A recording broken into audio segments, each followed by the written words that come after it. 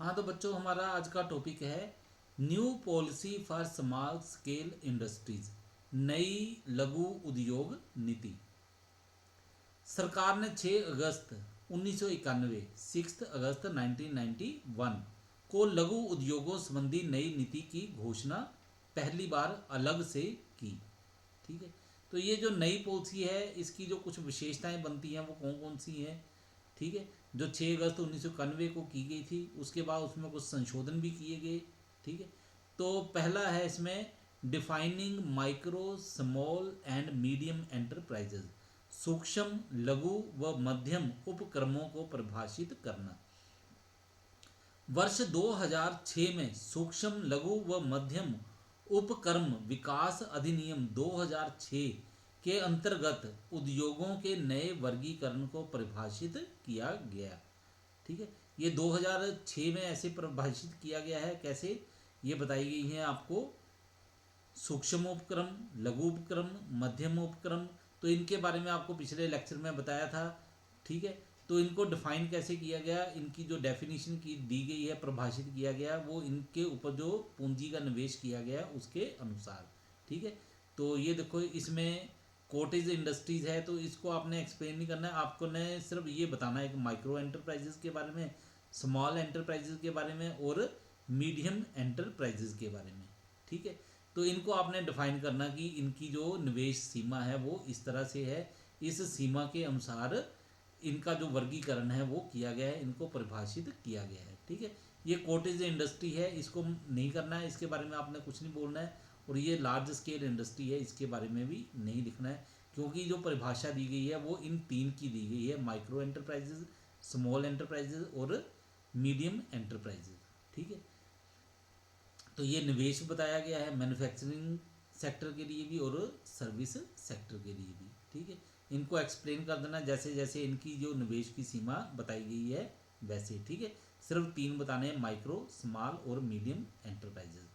उसके नेक्स्ट जो इसकी विशेषता है वो क्या है, मीनिंग ऑफ एंटरप्राइज।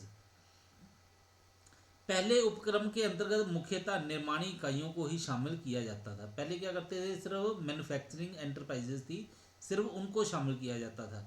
लेकिन अब क्या किया जाता है, नई नीति ने उपक्रम के अर्थ को अधिक व्यापक बना दिया है। अब इसमें निर्माणी व सेवा उपक्रम दोनों को ही शामिल किया जाता है। ठीक है, ऊपर भी आपने टेबल में देखा है। ठीक, इसके बाद है package for promotion of tiny enterprises, अति लघु उद्योगों के विकास के लिए पैकेज। ठीक है, ये जो नई लघु उद्योग नीति है इसमें क्या है, अति लघु उद्योगों के विकास के लिए विशेष पैकेज आरंभ किए गए हैं। अति लघु उद्योगों को भूमि के आवंटन, बिजली कनेक्शन, तकनीकी सुविधाएं लगातार दी जाती रहेंगी। अन्य लघु उद्योगों को ये सुविधाएं एक बार दी जाती हैं। इन सुविधाओं में वित्तीय संस्थाओं में आसान शर्तों पर धन की प्राप्ति, सरकारी खरीद में प्राथमिकता भी शामिल है। इसके नेक्स्ट है इक्विटी पार्टिसिपेशन, पूंजी में भागीदारी। ठीक है, नई नीति के अनुसार बड़े उद्योगों को लघु उद्योगों की पूंजी में भागीदारी की अनुमति होगी। बड़े उद्योग लघु उद्योगों के 24% तक शेयर खरीद सकेंगे।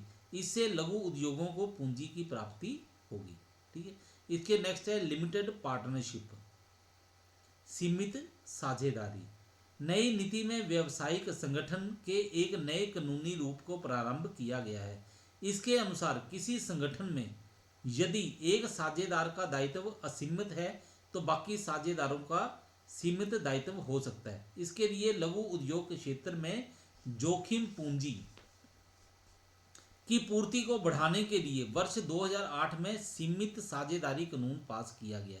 अब ये पॉइंट याद रखना, कब किया गया, 2008 में सीमित साझेदारी कानून पास किया गया। इसके फलस्वरूप निवेशित पूंजी में नए और निष्क्रिय साझेदारों के वित्तीय दायित्व सीमित हो गए हैं। ठीक है, अब ये जो साझेदार बीच में बनेंगे तो उनका दायित्व क्या है, वो सीमित होगा। इसके बाद है अगला पॉइंट हमारे पास फाइनेंशियल सपोर्ट। ठीक है, वित्तीय सहायता। नई नीति में लघु उद्योगों को प्राप्त होने वाली वित्तीय सहायता भी प्रदान की जाती है। ठीक है, नई नीति जो है उसमें क्या किया गया है, लघु उद्योगों के लिए वित्तीय सहायता का प्रावधान किया गया है। ठीक है, इसके लिए राष्ट्रीय इक्विटी कोष यानी कि national equity fund, single window loan scheme, ठीक है, कोलेटरल सिक्योरिटी, ठीक है, इस तरह की सुविधाएं जो हैं वो इनको प्रदान की गई हैं। ठीक है, इनका जो है ज़्यादा वर्णन जो है वो इसमें नहीं किया जा सकता है, इतना सा ही आपने लिखना है संक्षेप में। संक्षेप में आपने क्या लिखना है कि ये जो सूक्ष्म उद्योग हैं इनको वित्तीय सहायता प्रदान की जाती है। वित्तीय सहायता प्रदान करने के लिए क्या किया गया है, नेशनल इक्विटी फंड जो है, ठीक है, इसका विस्तार किया गया है। फिर क्या है, सिंगल विंडो लोन स्कीम रखी गई है। ठीक है, इसके बाद नेक्स्ट है हमारे पास सिंप्लीफिकेशन ऑफ रूल्स, नियमों का सरलीकरण। लघु उद्योगों से संबंधित नियमों का सरलीकरण किया गया है। इन उद्योगों पर नौकरशाही का नियंत्रण कम किया जाएगा, इससे वे अपना अधिक समय उत्पादन व विपणन पर लगा सकेंगे। ठीक है, ये जो नियम है इनके लिए क्या किया गया है, सरल कर दिए गए हैं। ये जो नौकरशाही थी बीच में, ठीक है, इनका जो दखल है वो कम से कम कर दिया गया है। इसके बाद है इंफ्रास्ट्रक्चर फैसिलिटीज, ठीक है, संरचनात्मक सुविधाएं। उद्योगों के ग्रामीण तथा पिछड़े क्षेत्रों में स्थापित किए जाने और कृषि एवं उद्योगों के संबंधों को मजबूत बनाने के लिए एकीकृत संरचनात्मक विकास योजना लागू की जा रही है। इसे केंद्रीय सरकार तथा राज्य सरकारों के सहयोग से चलाया जा रहा है। ठीक है, इसके नेक्स्ट क्या है हमारे पास, टेक्नोलॉजिकल डेवलपमेंट, तकनीकी विकास। लघु उद्योगों के तकनीकी विकास के लिए लघु उद्योग विकास संगठन में एक तकनीकी विकास कक्ष स्थापित किया गया है।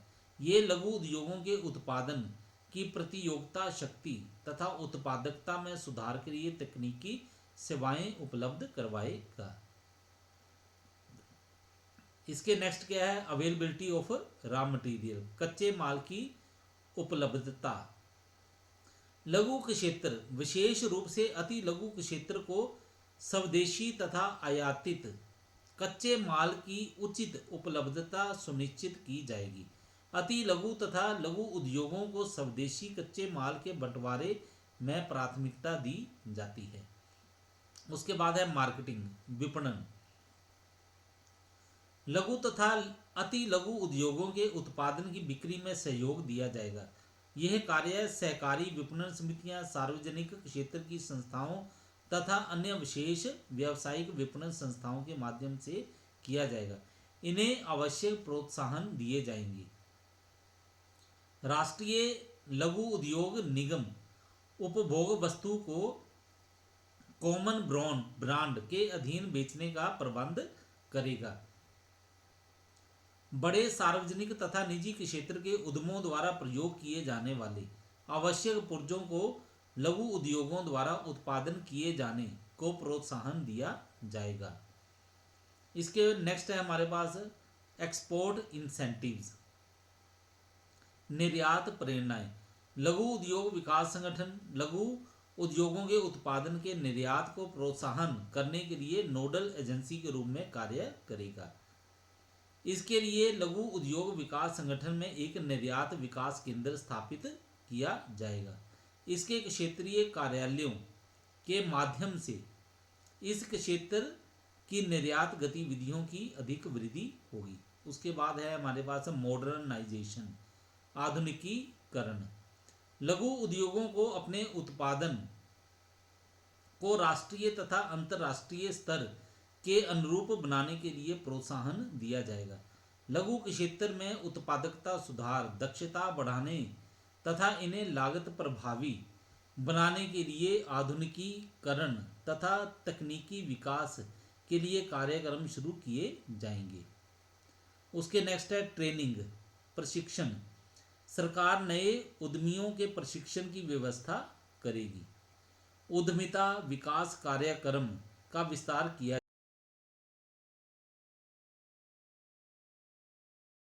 उद्यमिता विकास कार्यक्रम का विस्तार किया जाएगा। इस कार्य में प्रभावी रूप से हिस्सा लेने के लिए उद्योग संघों को प्रोत्साहित किया जाएगा। उद्यमिता विकास कार्यक्रम को व्यावसायिक तथा अन्य डिग्री स्तर पाठ्यक्रमों में शामिल किया जाएगा। महिला उद्यमियों के लिए विशेष प्रशिक्षण कार्यक्रमों को चलाया जा रहा है। इसके नेक्स्ट है हमारे पास फैक्टरिंग सर्विसेज। ये फैक्टरिंग सेवाएं क्या होती हैं? लघु उद्योगों की ऋण वसूली की समस्या के समाधान के लिए लघु उद्योग विकास बैंक की सहायता से फैक्टरिंग सेवाएं उपलब्ध करवाई गई हैं। फैक्टरिंग के अंतर्गत फैक्टरिंग संस्था लघु उद्योगों द्वारा की गई उधार बिक्री से साख की वसूली का कार्य करती है। फैक्टरिंग संस्थाएं अपने ग्राहकों से इस कार्य के बदले में कमीशन प्राप्त करती हैं। ये संस्थाएं अपने ग्राहकों से देनदारों को खरीद लेती हैं व इसके बदले में कुछ भुगतान उसी समय तथा कुछ भुगतान देनदारों से वसूली के बाद कर देती है। इसके फलस्वरूप लघु उद्योगों को आवश्यक साख प्राप्त हो जाती है व इसकी कार्यशील पूंजी की कमी दूर हो जाती है। भारत में फैक्टरिंग सेवाएं विभिन्न व्यापारिक बैंकों द्वारा दी जा रही हैं। ठीक है, तो चलो ये वाली आपने जो हमारे पास ये न्यू पॉलिसी थी इसकी विशेषताएं आपने पढ़ ली। ठीक है, इनको थोड़ा सा फिर संक्षेप में इनको हम समझ लेते क्या है। सबसे पहले है defining micro small and medium enterprise. ये जो micro small and medium enterprises हैं इनकी परिभाषा जो है वो किस तरह से दी गई है। तो देखो माइक्रो एंटरप्राइजेज के लिए ये बताया गया है उत्पादन के क्षेत्र में 25 लाख तक की सीमा है और सेवा के क्षेत्र में 10 लाख की सीमा है। ठीक है, पूंजी निवेश की। स्मॉल एंटरप्राइजेज के लिए क्या कहा है? 25 लाख से ज़्यादा और 5 करोड़ रुपए तक की सीमा हो सकती है। और सेवा के क्षेत्र हो अगर तब ये स्मॉल एंटरप्राइजेज हैं, यहाँ पे 10 लाख रुपए से ज़्यादा और 2 करोड़ रुपए तक की निवेश सीमा हो सकती है। और मीडियम एंटरप्राइजेज जो हैं इनको जो परिभाषित किया गया वो कैसे है? वो है कि अगर उत्पादन वाली है, मैन्युफैक्चरिंग इंडस्ट्रीज है, ठीक है, अगर उसमें निवेश सीमा जो है 5 करोड़ रुपए से ज़्यादा और 10 करोड़ रुपए तक है, ठीक है, तो वो मीडियम एंटरप्राइजेज में शामिल होंगी। अगर सेवा के क्षेत्र है तो 2 करोड़ रुपए से अधिक और 5 करोड़ रुपए तक की अगर सीमा है, ठीक है, तो उसको हम बोलेंगे कि ये मीडियम एंटरप्राइजेज में शामिल है। यानी कि ये परिभाषा दी है इन तीन की, माइक्रो, स्मॉल और मीडियम की। ठीक है, उसके बाद दूसरी क्या बताया गया? Meaning of enterprises. तो ये जो एंटरप्राइज में क्या कहा गया है कि पहले तो सिर्फ जो उत्पादन के क्षेत्र था उसी को शामिल किया जाता था, लेकिन अब क्या है, अब सेवा के क्षेत्र को भी एंटरप्राइज में शामिल किया गया है। ठीक है, अब मैन्युफैक्चरिंग एंटरप्राइजेज भी होती हैं और सर्विस एंटरप्राइजेज भी होती हैं। फिर क्या है? Package for promotion of टिनी enterprises. ये जो टिनी एंटरप्राइजेज हैं इनको बढ़ावा देने के लिए भी सरकार ने कई पैकेज पेश किए हैं। फिर है इक्विटी पार्टिसिपेशन। ठीक है, तो शेयरों में हिस्सेदारी भी की गई है। बड़ी कंपनियां जो हैं उनको कहा गया है कि वो ये जो छोटी कंपनियां हैं, छोटे एंटरप्राइजेज हैं, इनके शेयर जो हैं वो ज़रूर खरीदें। तो इसके लिए बताया गया है 24% तक। ठीक है, उसके बाद लिमिटेड पार्टनरशिप, इसमें क्या व्यवस्था की गई है कि ये जो पार्टनर बन रहे हैं, ठीक है, इनकी जो अब उत्तरदायित्व जो है, ठीक है, वो अब इनका लिमिटेड होगा। ठीक है, यानी कि सीमित दायित्व होगा। फिर उसके बाद फाइनेंशियल सपोर्ट, सरकार जो है वित्तीय सहायता देने के लिए भी सरकार ने कई प्रबंध किए हुए हैं इनके लिए। ठीक है, सिंप्लीफिकेशन ऑफ रूल्स, नियम जो हैं उनको काफ़ी ज़्यादा सरल कर दिया गया है। ठीक है, फिर इंफ्रास्ट्रक्चर फैसिलिटीज़, ठीक है, संरचनात्मक सुविधाएं, तो कई प्रकार की सुविधाएं दी जा रही हैं इनको। ठीक है, उद्योगों के ग्रामीण तथा पिछड़े के क्षेत्रों में स्थापित किए जाने और कृषि एवं उद्योगों के संबंध को मजबूत बनाने के लिए एकीकृत संरचनात्मक विकास योजना लागू की जा रही है। ठीक है, उसके बाद टेक्नोलॉजिकल डेवलपमेंट, ठीक है, तकनीकी विकास भी किया जा रहा है इन लोगों का। अवेलेबिलिटी ऑफ रॉ मटेरियल जो है, कच्चा माल है, उनके उपलब्ध करवाने के लिए इनको पहले प्राथमिकता दी जा रही है। ठीक है, कि रॉ मटेरियल जो है पहले ये जो माइक्रो एंटरप्राइजेज है इनको प्रदान किया जाएगा। मार्केटिंग में सहायता कर रही है सरकार, एक्सपोर्ट इंसेंटिव दिए जा रहे हैं इनको। फिर है मॉडर्नाइजेशन, आधुनिकीकरण किया जा रहा है, जो भी आज की लिए ज़रूरत है, आज के समय के अनुसार उनको मॉडर्न सुविधाएं जो हैं वो प्रदान की जा रही हैं। ट्रेनिंग की व्यवस्था की गई है। उसके बाद फैक्टरिंग सर्विसेज जो है ये भी अब इनको उपलब्ध हैं। तो फैक्टरिंग सर्विसेज में आपको बताया था क्या होती हैं कि ये जो एंटरप्राइजेज हैं ये उधार में जब गुड्स बेचते हैं, ठीक है, तो उनसे जो पैसा वसूल करना है तो उसके लिए क्या है, ये फैक्टरिंग सर्विसेज उपलब्ध हैं। इसमें क्या होता है, ये फैक्टरिंग एजेंसीज हैं, इनके साथ कॉन्ट्रैक्ट कर लिया जाता है। तो ये जो डेटर्स हैं, डेटर्स को ये क्या करते हैं, फैक्टरिंग एजेंसी जो है उनको बेच देते हैं। तो फैक्टरिंग एजेंसी जो है वो उसी समय जो उनके पैसे का भुगतान होता है वो कर देती है, या तो आधे पैसे का या कुछ पैसे जो उसी समय उपलब्ध करवा देते हैं, और बाकी का पैसा जो है वसूली के बाद उनको उपलब्ध करवा दिया जाता है। ठीक है। और ये फैक्टरिंग सर्विसेज की जो एजेंसी हैं ये क्या करती हैं, ये बदले में उनसे कुछ कमीशन प्राप्त कर लेती हैं।